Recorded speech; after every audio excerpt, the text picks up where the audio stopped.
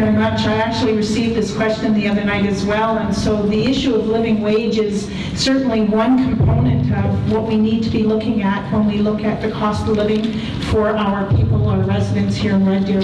It is only one element of a larger issue when we look at poverty, and I believe that we have some really skilled, talented expertise in our nonprofit sector who are working around that whole issue of poverty, and I think that we need to continue as council, as a municipality, to support the work that they're doing because they bring the expertise to the table.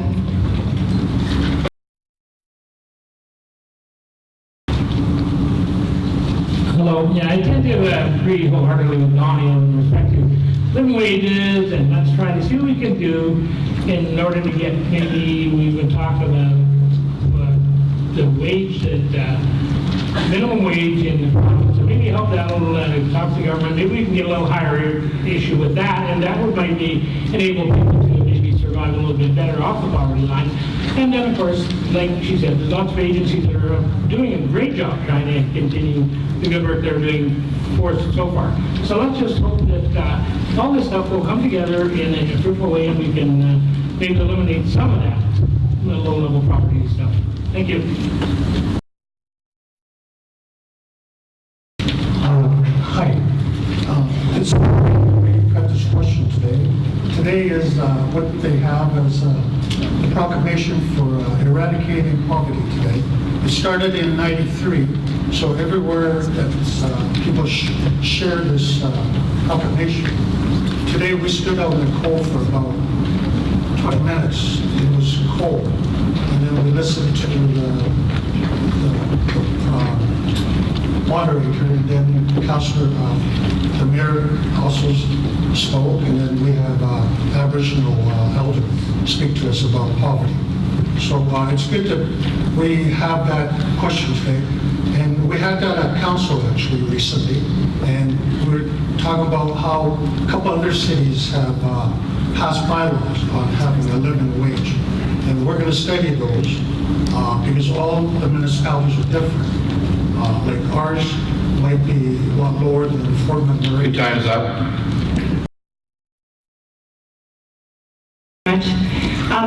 I support the living wage, and a living wage is different than a minimum wage. A minimum wage is legislated. Living wage is basically a formula of what it costs to have housing, basic needs, food, shelter, etc. I think it's important as a community we work with organizations such as the Central Alberta Poverty Alliance, CAPRA. I think it's important we work with the provincial government who has focused eliminating poverty in the next 5 years. I also believe that we work with our federal government in terms of a national housing strategy. For me, when you think of poverty, you might think of children in third world countries, but we have poverty in our city. We have seniors at the poverty level. We have young working families, as well as individuals who have no housing and couch surfing. So it's a community issue, it's an economic issue, and it's all of our issues working together in terms of finding solutions to eliminate and eradicate poverty. Thank you. I think the priority is that as a community we have to commit to change and realize poverty exists, and what can we do to alter where we're at. I think it starts with our youth. We have to support and know that they're well fed so they can be educated, go to school, and then have options available. Thank you.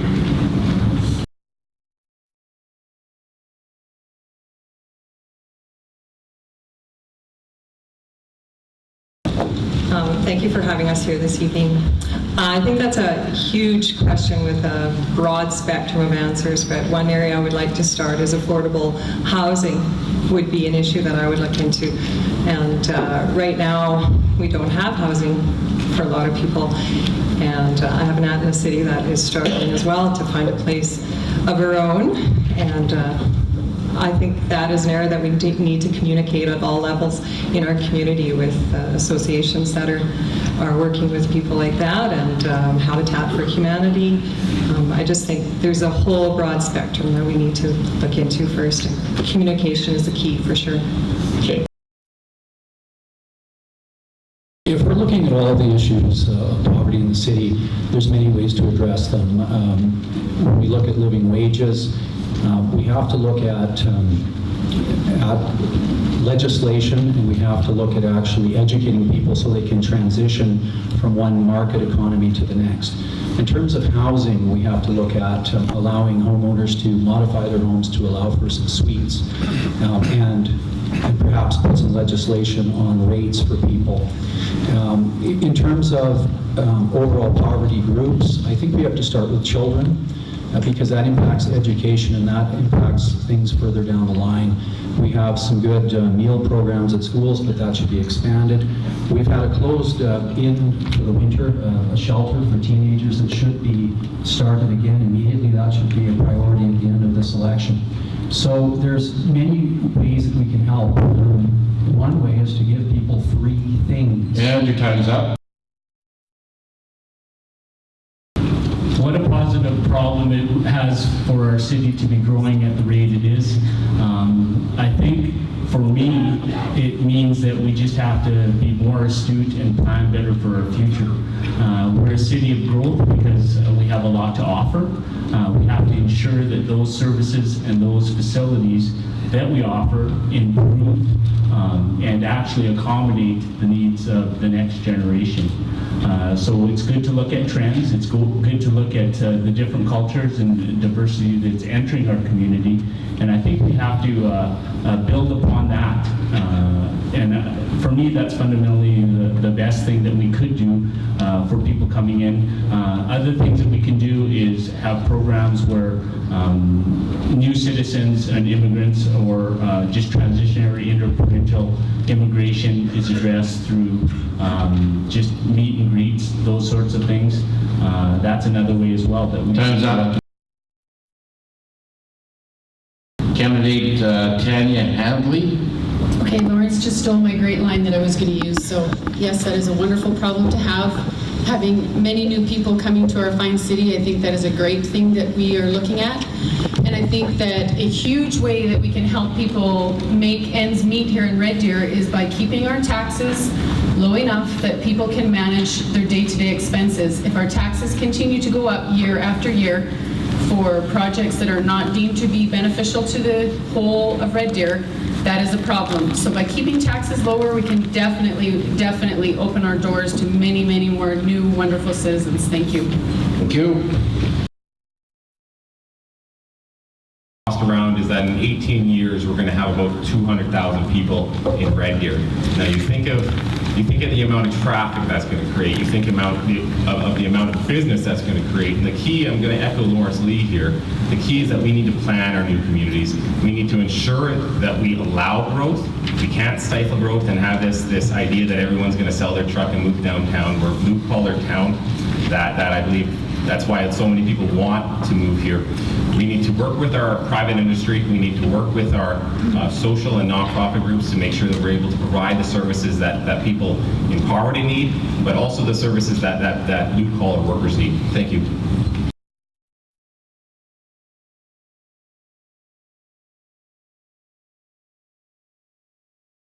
It's a good question to ask on that side, because as I've noticed from since moving here, you look at the development that we've got outside the city, and we're going to keep infringing on the county as we grow as well, but a lot of the businesses are deciding to move out of the county, and that's something that the current council and this council will have to address.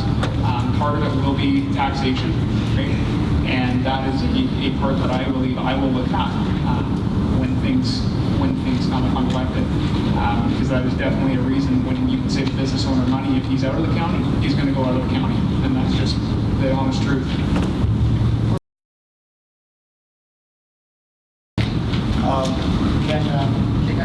Are we live? Good, we're live. You know, a great question, and you know, you can look at it from a couple of perspectives. And the perspective I look at is we're business is making tremendous investments in our downtown. We see that. Businesses are expanding. We have a healthy land bank, for example. There's opportunity there. Yes, our taxes have to be competitive, but when you do it on an assessed value basis, our taxes are actually extremely competitive. It's all about services that we're giving those businesses. It's all about good transit, good policing, all of those necessities that they would have. I think those are opportunities that are there and keep the businesses there. Thank you. Thank you. question. Business has to stay in Red Deer rather than move into the county. This is a major emerging issue we have within our community. I think we're in a unique position where the counties are starting to compete with the cities for the same businesses. Counties doesn't necessarily have infrastructure, but they certainly have the tax base or the tax savings for businesses. It comes down to economics. In good business, you want the lowest cost of doing business, and you want to be able to get the services that you require. It's lower taxes and services. We just need to be able to increase our efficiency within our city hall to be able to get people to know that we want to do business with them, and we will reduce the amount of hurdles and hoops some people have to go through to just get the job done in our city. So I think we have a lot of opportunity here, and there's a lot of things happening, like I said, as far as the competitive edge within the county. That's a bigger issue. Good evening, Red Deer. Nice to see you. I think my perspective on the issue is that the businesses are kind of moving around for the tax base, and I look forward to also working with Red Deer College and increasing the education of the workforce, which is keeping the people here. We're still benefiting. The businesses are serving and providing us with employment opportunities in Red Deer.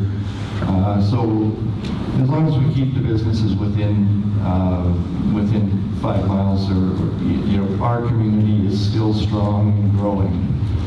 So I think we can all work together, the city and the counties, and the different organizations will all generate benefit. Thank you very much. Thank you.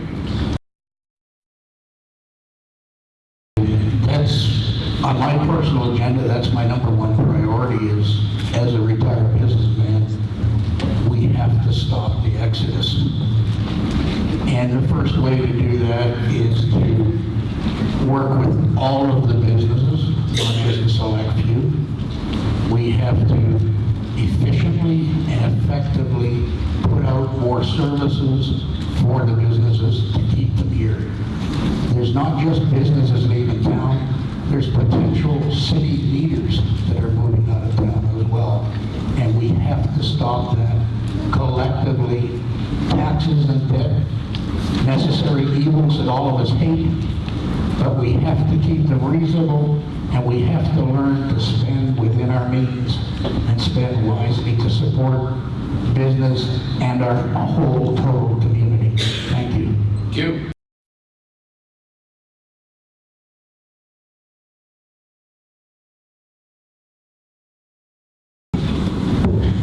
First off, thank you for the Chamber for having us here tonight, and Tim, all of you people that have arranged this, and Ken, thank you for moderating this.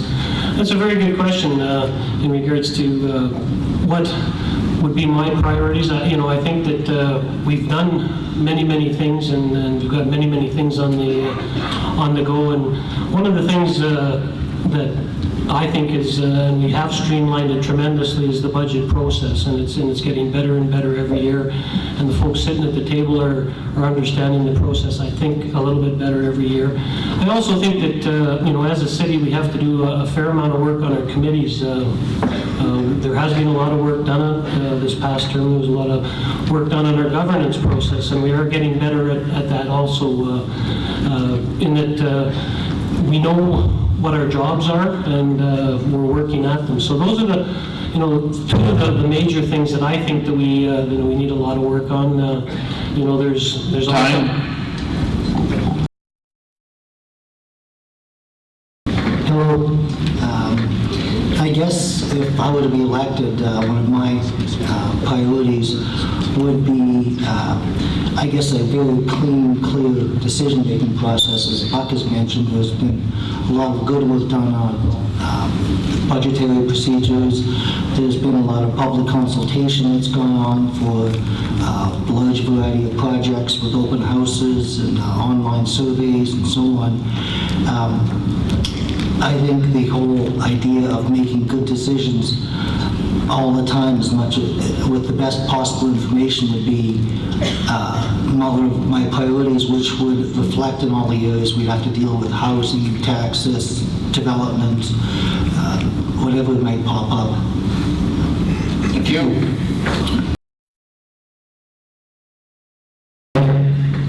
Thank you, Rick. Thank you very much for having this forum tonight and coming out. Great night.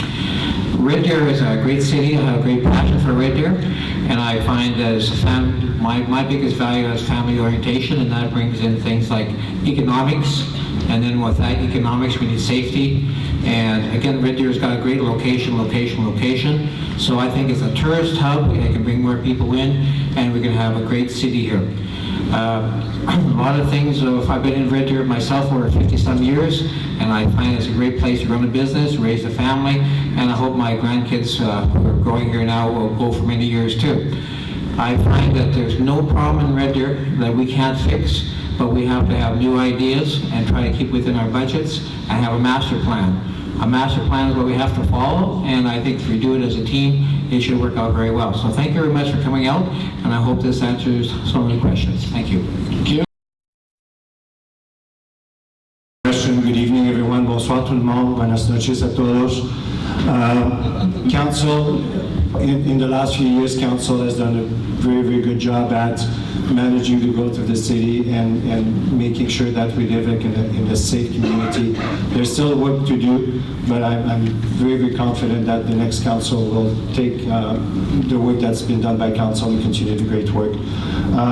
Through the campaign, we've heard about a lot of the issues, and I think the next council is starting to understand what some of the things that need to be on the agenda initially. Comes to mind right now, bike lanes. We've heard a lot about that. The Aquatic Center, the Canada Games, the bid for the Canada Games.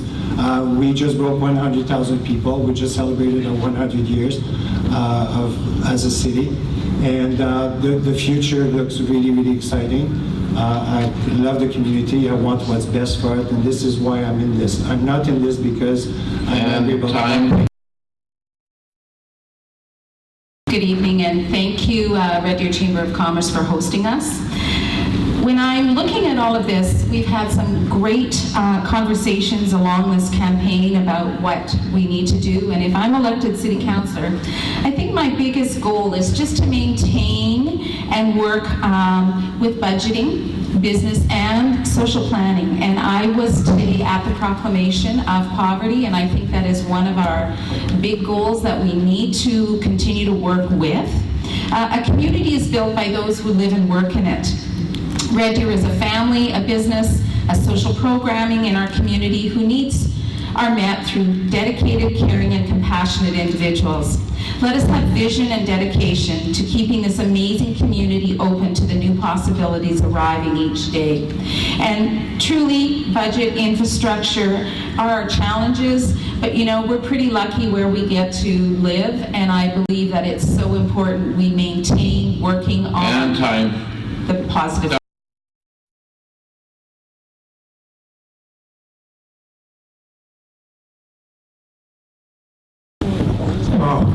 Speed dating. I'm not even that good at slow dating. Thought I'd get time to properly consider issues when I'm on council, and it doesn't seem like we've got a lot of time to consider. It's just an off the top of our head answer. My answer is that I agree that we need to look more at issues like this. We need to take the time and work on them properly and come up with the correct solutions. We need to listen to people, listen to everybody's inputs before we make decisions. Decisions have been made in the past in the city without input of the people in the communities, and they haven't been that good at decisions. It cost us all money, and afterwards it cost us more money to rectify. We need to take a look at what we do, take our time, and make good decisions. Thank you very much. I think David summed it up the best, that we need to be involved with the community. We need to actually have the input of every individual in Red Deer that is involved in helping us make the appropriate decision leading forward to especially poverty. I think that everyone that is elected as council, even mayor, should get involved with the community, look at what the issues are, follow up, and proceed with what the appropriate plan is to eliminate what poverty is in Red Deer and in the surrounding community, and being an appropriate leader for the rest of Alberta to show that, yes, we can eliminate the problems that's presented towards us and fulfill the needs of who we are looking after in Red Deer. Thank you. Thank you very much. I usually have a voice that carries very well, so I hardly need this. A great question, and certainly when it came to our attention, it was a concern for all of us. We did do some more research in the community. We were very close with Safe Harbor. We interacted with them a great deal with People Place and whatnot, and it became apparent that what they want to look at is more permanent housing rather than looking just at temporary housing. And to handle some of the situation, they've read today they put bunk beds in People's Place, which will increase, I think it's 10 spots, but it wasn't used as much as it usually is, and so they're hoping to do with less. We don't have a problem in Red Deer with feeding the homeless. There's lots of places for that. We do have a problem with people even during the day, and where are they going to go to get out of the cold? It's not just the nighttime, and we're trying to increase those kinds of places. So I think what we can do, we need to keep an eye on it as a city, and we need to be advocates to our province. And Time, please.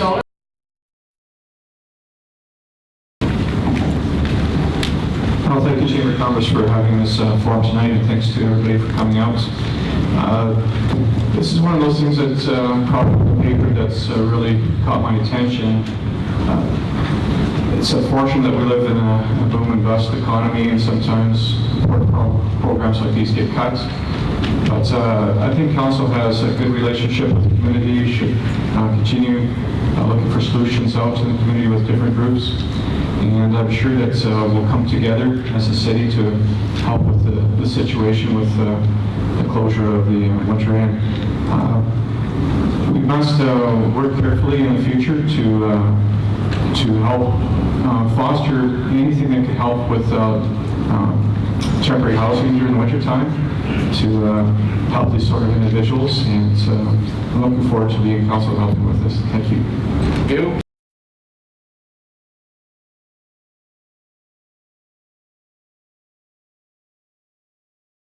I think that provincial advocacy and also actually federal advocacy is one of the most important things that we need to do as a council. There are many, many issues that we need to work with the province on. One of the big ones right now is the governments with the Municipal Government Act open. There's a number of things in that act which will give municipalities better freedoms in order to serve their citizens. And some of those things really need to be addressed as a group with council and with other municipalities. I would look at environmental issues as well as policies around not poverty so much as prosperity and how we can help citizens achieve their full potential. I think we also need to look at crime prevention strategies with the provincial government, and particularly strategies around youth and school programs and education. So I think it's a very broad perspective that we need to take when we advocate with the province. I think we've got to work together on a whole series of things. Thank you.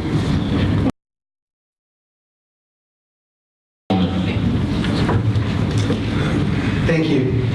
That is a great question. As Paul mentioned, this is a perfect time in our history in the province to build better relations with the provincial government. We are reviewing the Municipal Government Act this year. That's the act which gives us the authority and the rights to do what we do as a city, so taxed, and it also tells us the duties that we have towards the citizens.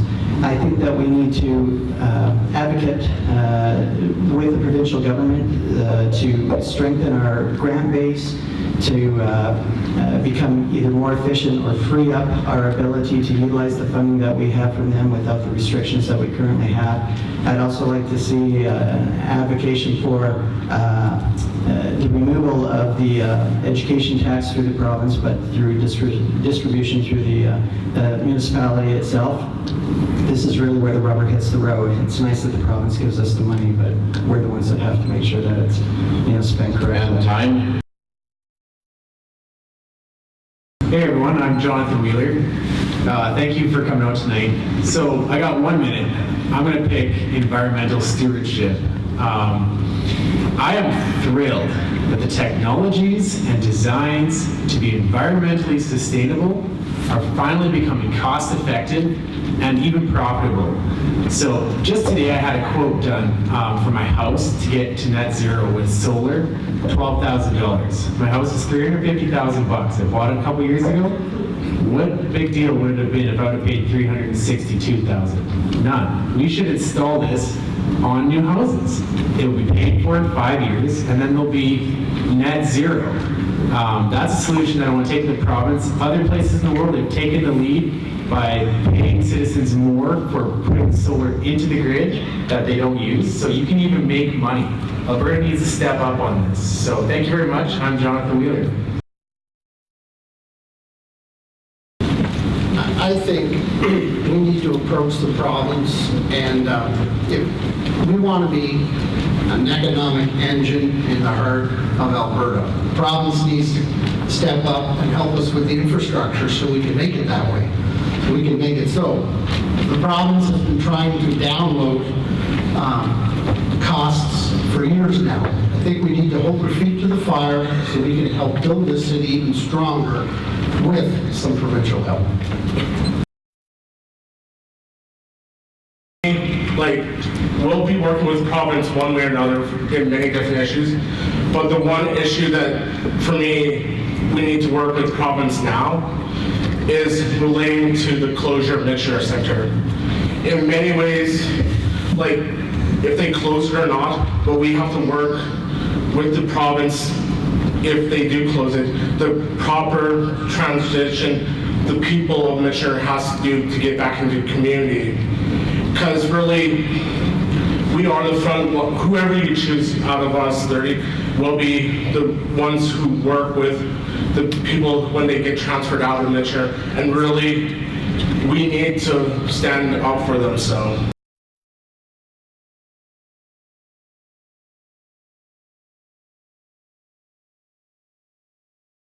Thank you, and thank you for the question. And I see a gentleman sitting out in the audience that has addressed this many, many times as a previous councillor, Mr. Pym, and he's said something that has always made a lot of sense to me, that people will engage on their terms. And we have tried many, many things. We've had open houses, we've had Let's Talks, we've had budget meetings. We've had budget meetings, folks, where the people that were the staff people outnumbered the people that were there to. So we've tried many, many things, and you know, we're onto the social media thing, and we're trying to get that engagement piece. And like I said, previous councillor, Mr. Pym, and it makes an awful lot of sense to me, is that people will engage on their terms, and then that's just exactly what happens. So if you've got some ideas on that, I'd be happy to hear them. Thank you.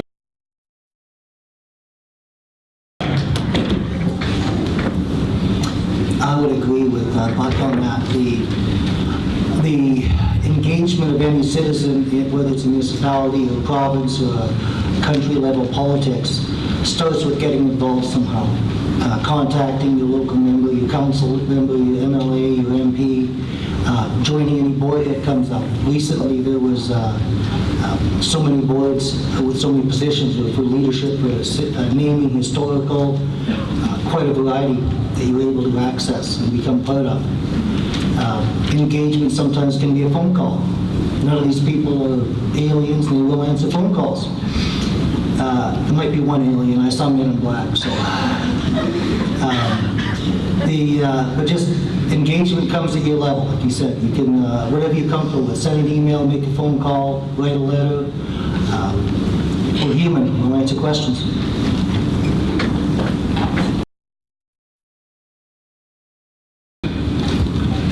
Thank you very much. That's a good question, because we all want to get involved. That's why we're running. Some the word idea was thrown around. Some people hate it, some people like it. But I only see my councilman every 3 years when they're running. So I'd like to have a ward where I can say, look, you know, someone broke in my car, what's going on? I need new streets, what's going on? So I think we're getting more of a one-to-one hands-on thing is much better.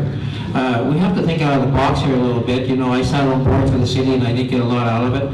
And I've been on downtown committees and I see what we're doing on that too. I also sit right now on the prison board at Bourne where I do some work, and also on the co-op board. So I see where we're doing acquisitions and doing other things, trying to get people involved. And the co-op tries to save you all money, so get a co-op card. But that's beside the point. Anyway, I find that we have to have more input, and the way you're going to get it is have somewhere you can grab and say, look, you know, you're my neighbor, you're in my community, let's do it together. So I'm for, let's make Red Deer change a little bit. One of the things I've heard, particularly in the last 2 years, is the growing disconnect, or the perceived growing disconnect between city council, the city, and the citizens. And I think that's what led to the question that we're invited to answer about the ward system. What I would like to propose to the next council, whether I'm on it or not, is consider the idea of identifying 4 districts or 4 quadrants for the city and assign 2 councillors to each of the 4 areas, and these 2 people would be the go-to councillors for that district for a 1-year period. And after 1 year, then councillors would be assigned to a different area, a different district. So anytime during the next 4 years, you know who your 2 go-to people would be, and you could go to them, and then as councillors meet, then they could look at what is unique to an area of the city and what is common to more areas of the city, and work more cooperative. Time. Thank you, and I love the question because we always need to engage and collaborate and work together. And so one of my ways that I think it's really important is not only us being out in the public, but when we did the election, the campaigning, a lot of people have been at the farmers market since May, and I think that's one of the greatest venues we have in this city is engaging people at the farmers market. So I would like to see some of the councillors there on a yearly sort of basis and expand our farmers market as well. The other thing is the collaboration.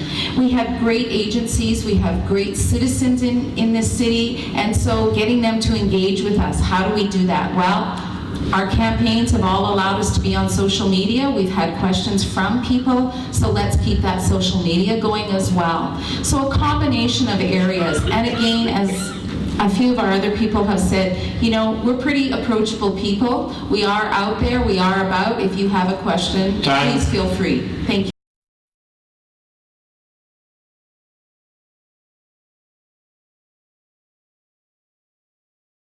In the downtown core, I feel the challenges of that as well. I think that the city has taken the step of developing a parkade. We have a number of surface parking lots in our downtown core. If we look at some of our bigger businesses, they made provisions for that when they built their businesses, and so they considered where they were going to be located and made provisions for that and took into consideration as their businesses would grow. I know that in my neighborhood we have low impact, and in that business area, those people needed to make provisions for parking allotments for their businesses as well. So I think encouraging the use of transit, encouraging the use of carpooling, encouraging the use and really growing up and understanding that we are a growing city and parking does cost money. And if we want to alleviate that, we need to look at other methods that we can be moving people in and out.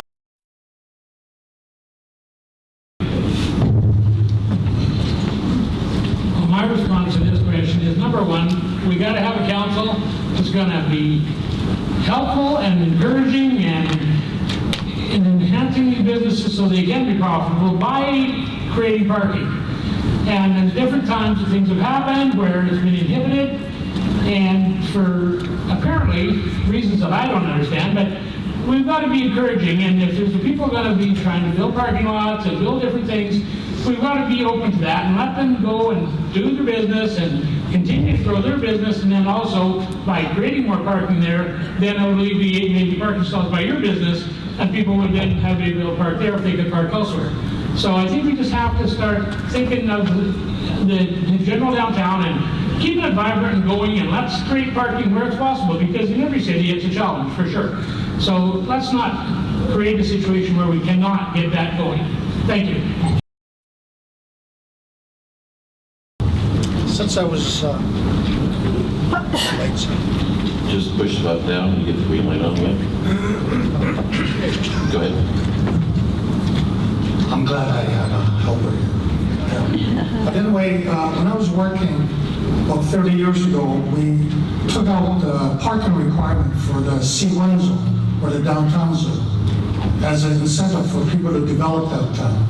But, you know, we study some of the other cities, and they, instead of providing parking, they contributed to a parking fund so they can build a parkade here or there. But to look over the past, the 2 or 3 buildings that was constructed, they all have underground parking. So to be successful, they provided their own parking. So now we have a situation now where a business wants to expand their own parking. Yeah, we have a parkade, but it's not accessible for people 3 or 4 blocks away. So I think we should go back and renew our system and maybe start a Time, please. We've invested as taxpayers in a major piece of infrastructure in our downtown, and it's called the parkade. So I don't know why people don't want to park there and walk to a business. So I think we have to incent people to park in the parkade. I think that recently a business owner downtown had asked for some zoning. I supported that zoning because I think sometimes we think parkades can be ugly, but how do we make them a welcoming piece of our community and also available for the businesses? I think as businesses we can encourage people to, while it's really nice to park outside a door, walk 1 or 2 blocks with the instructions how to get there. I think transit efficiency has been mentioned. If we can encourage people to use transit for those who choose to, and certainly for the parking that's nearby, encouraging our staff not to park in those places and encourage those for people who want to use our business. Overall, I think we need to use our parking infrastructure, but also look to ensure that people come downtown and that we're open for business. Thank you. I think we could start with utilizing that parkade and insisting city staff and hopefully some of the city business staff use that parkade first. Problem is people downtown want to feel safe. They want to park right on the same block as the business. They don't want to be 4 blocks away. So we have to deal with that safety issue first. And I think more people would use that parkade. Recently, one of our downtown greatest partners went through a very negative process in trying to have a rezone amendment happen so he could increase parking. There's no flexibility right now with such a restrictive approach to zoning, and you have to be flexible with change, and we are changing.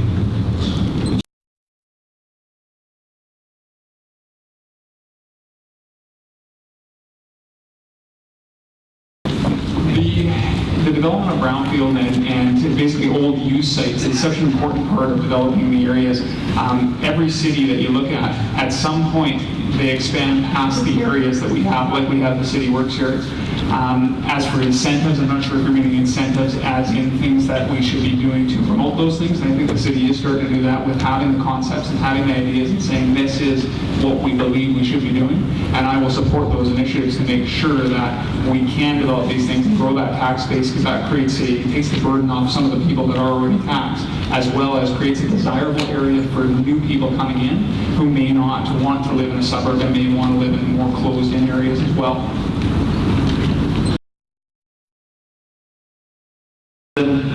Thank you very very much, and an excellent question for sure, especially when you consider the rail yards and riverlands areas that need to be developed. What I'd like to see from an incentive point of view is more promotion of the LEEDs type of buildings, and this is leading environmental design type of buildings. Jonathan mentioned part of that in his address. I think there's a fantastic opportunity there for people to be able to incent it that way, to build that way. It's less water, less utilities, and so on. I think it's a tremendous promotion. The other side of it, especially when you look at those areas, is just a little bit denser housing. If you combine that with LEEDs engineering design, you'll have an environmental winner. Thank you.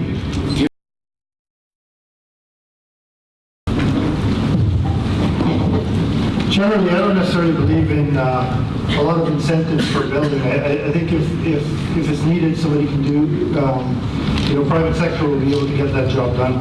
I think some good marketing and rezoning of some old sites would be very worthwhile. And for future planning in our city, I think as old sites become turned over and become turn into different usage, I think rezoning within the city is a very worthwhile cause. I think as far as incentives, I think that comes with per case basis. If it's something we really want and there's no way we can get it without some incentive, I can see value to that. As far as senior housing and things like that, I certainly see a lot of need for that in certain places, especially in the downtown area. I think that could transition very nicely into a place where it's close proximity to all the amenities that we have within our city. So I see good uses for that. So thank you for the question. Thank you, ladies and gentlemen. I don't believe in the necessity of incentives. I think the demand is there. I think what we have to be careful of is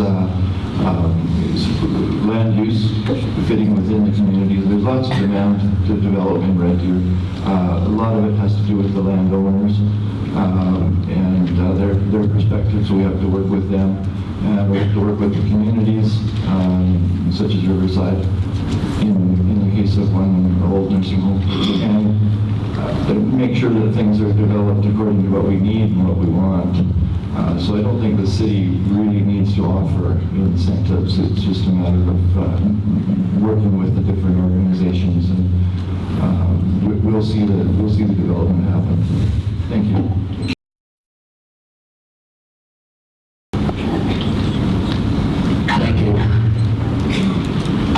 I agree. I don't think we need a lot of incentives. The city, for the most part, has some good working relationships with community groups and with business. But I think we have to form stronger partnerships with both.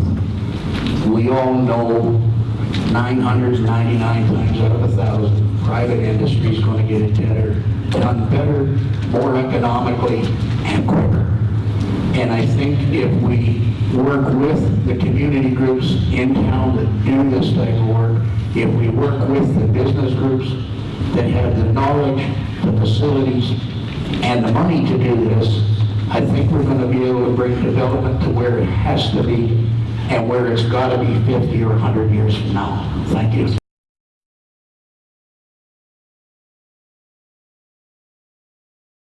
Question, and I agree with you. I think we need to go into this with our eyes open. There's been a lot of statistics thrown at us these last few months going into election time, so I'm not so convinced either. So I would love to be able to have open communication with the associations in our city that deal with this on a daily basis. They are the knowledgeable ones. They know what's going on. They know the statistics. And I think it's time we start listening to them. I think we need to take back our city as citizens, and we need to look out for our neighbors. We need to get involved with each other again and get out of our houses and learn about each other, find out what we can do for our neighbors. And I think that's where we need to start. Thank you. I put a lot of thought into this. I was on the policing committee in 2003 and 2004. The RSVP have special units for major issues, domestic violence, and now a new gang unit. So what will happen is when they're catching these guys, the rates will go up statistically. We have to identify what types of crime we're looking at and honestly look at how we can take action against them and be realistic about what we can solve. When you say someone's afraid of being mugged, that's kind of a subjective term because Red Deer isn't statistically worse than most cities of the same size. In terms of actual violent crime, we're around 17. We're safer than Regina, where the Mounties train. People have thrown out a number, the second most dangerous city in Canada. It was a criminal name to sell magazines. It's not the second most dangerous city if you compare it to Quebec, where there's a train accident. Danger is a term that is not directly related to certain types of crime.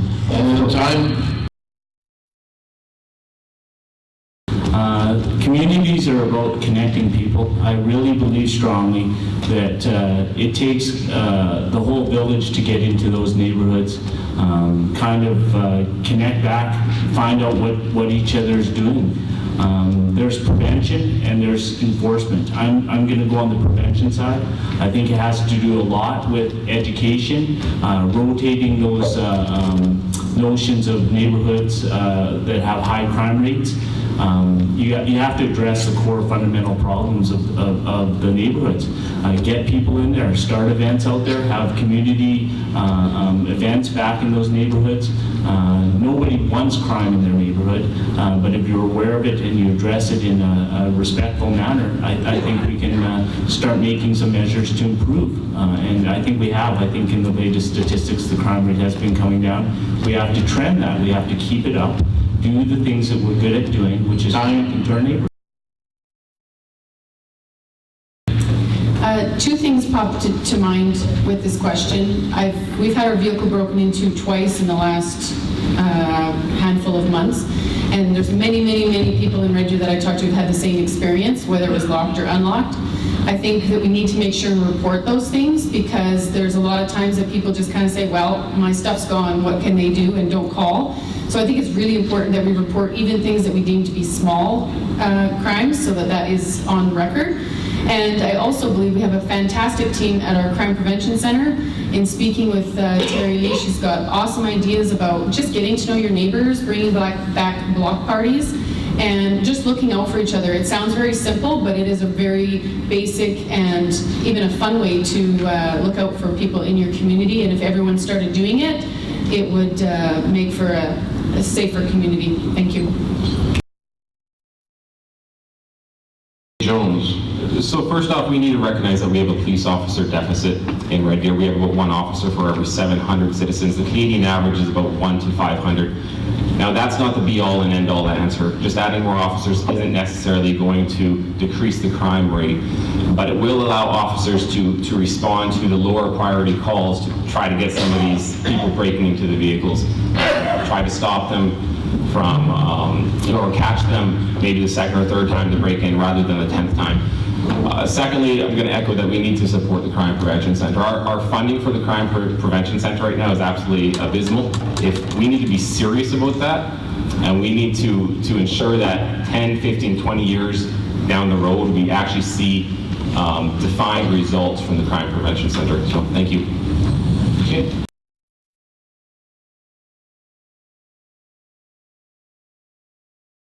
Actually pleased that we're asking this question about debt.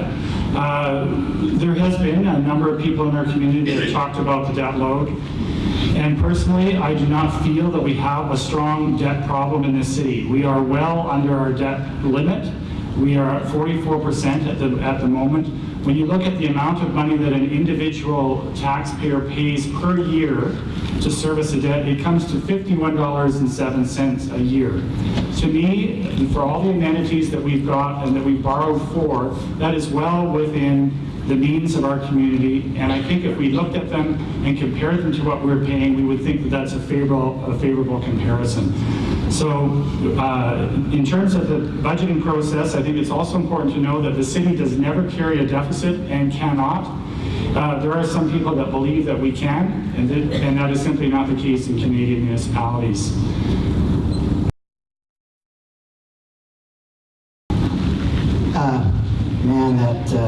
city versus county thing is looking really good right now. First of all, zero-based budgeting won't really affect the debt. That would help us a lot with our operational costs to understand what our true spending is. Debt, Mr. Harris has mentioned, I recognize that debt is a requirement of any growing city, but I believe we need a better strategy to manage the current trajectory of where our debt is going. Other communities can build similar infrastructure, attain similar growth, but not have to borrow the funding or at least borrow the amount of funding in order to make those leaps that we're currently making. I believe that there is a plan that we can put in place that will make that a more stable environment where we won't have swoops of non-spending or declines of non-spending and great swoops of excess spending when we're required, which is really where we are right now. We're trying to backtrack from. Thank you. Hey everyone, I'm Jonathan Wheeler. Thank you for coming out tonight. So, if we're going to use debt as a tool to build something, I think it's fair to spread the cost of whatever we're building over its useful life. If we do that, and the people, I'm thinking about building a new pool, by the way. If we do that, then we are making it fair for the people who are using it. They're the ones who will be paying for it.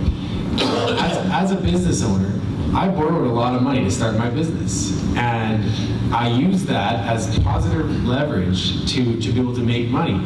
But what's the city's priority? The city's priority is the well-being of its people, so we need to keep that in focus as well. So thank you very much. I think it would be nice if we could go back to zero-based budgeting. I don't think it's going to happen though. City government has an appetite for spending, and I don't think they're going to want to cut a lot of money. But I've heard the number, $51 per person. I know we have $111 million of tax support debt. Now, that equates to about $1,000 per person. I don't know where the $51 came from, but it's still a lot of debt. I don't think we have to debt finance everything we do. I think there's a balanced approach. We can maybe go department by department and find out where we spend too much and see if we're getting value for our money. Thank you. Thank you. In all honesty, we'll never have no debt in this city. Kind of like, I'm gonna put it as all of us. For me, like I'm working on my post-secondary education, work on my degrees. Like I have to myself go into debt to obtain my education, and then after that, work on buying a house, car payments and stuff. Like, if you look at it, Red Deer as a growing entity, we have to prepare for the future, and look, a lot of the debt that we're going is looking for like years to come, and like for example, my kids, grandkids, and grandkids' futures, who will really use the material we spend for now. Thank you.